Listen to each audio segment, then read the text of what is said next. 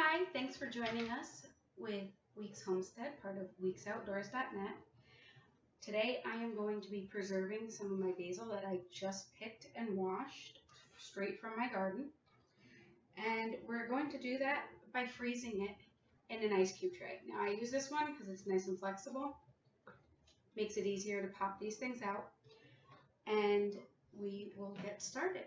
So you can do a couple of things. You can either throw them into a pile like this, or you can layer them, roll it, and start slicing.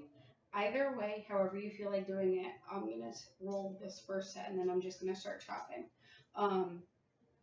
You want to make these as small as possible. That way you can fit the most basil into your trays.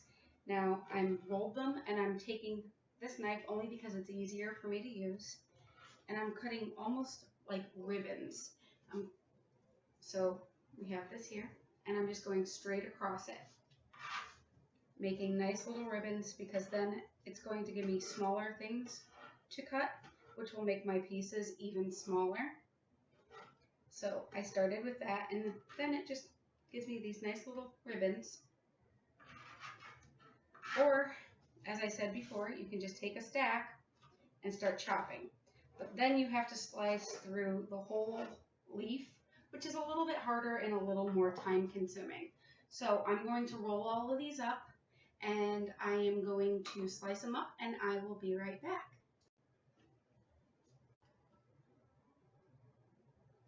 Now I have all of my basil cut into the little ribbon strips. What I'm going to do is I'm going to take the palm of my hand, put it on the top of my knife, and start chopping the rest of this. So it's in smaller pieces, but because we've done the ribbons, you can't really grab onto it and chop it like I did the first time. This is similar to a consistency of shredded lettuce right now, but I want it to be a little more fine, because the smaller pieces I have, the better it fits into my tray, the more basil flavor I get.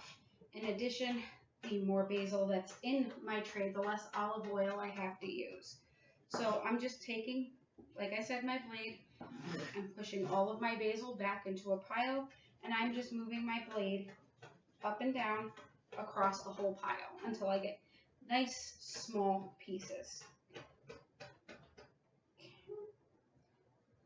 Get all the basil I can off of here.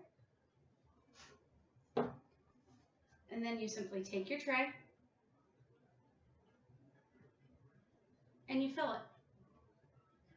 Now, because this is more flexible, I have a little more pliability to it, so I can actually put a little more basil into here instead of one of the harder trays, which is more sturdy, but doesn't allow a lot of wiggle room. So once I fit my basil in here, and as you see, I already have some that are already started. I had a lot of basil leaves.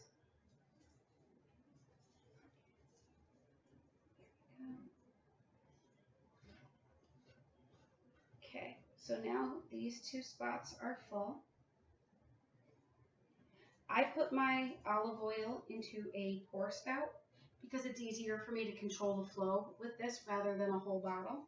And I just fill the rest of this space with olive oil,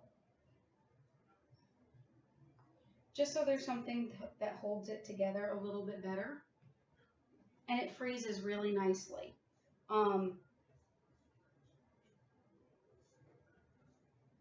because I filled this with basil as much as I did, there's not a lot of olive oil being used, so my flavors stay fresh and they stay potent. All right, don't forget to like and subscribe to Weeks Homestead, and visit us at weeksoutdoors.net, and subscribe to our monthly newsletter for more exclusive information and articles. Bye.